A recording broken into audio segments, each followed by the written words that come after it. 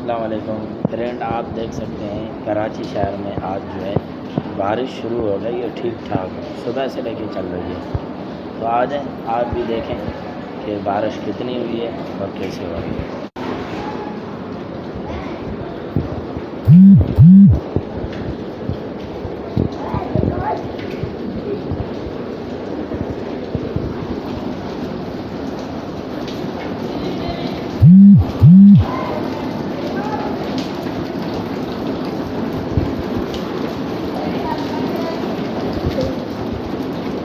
देखें,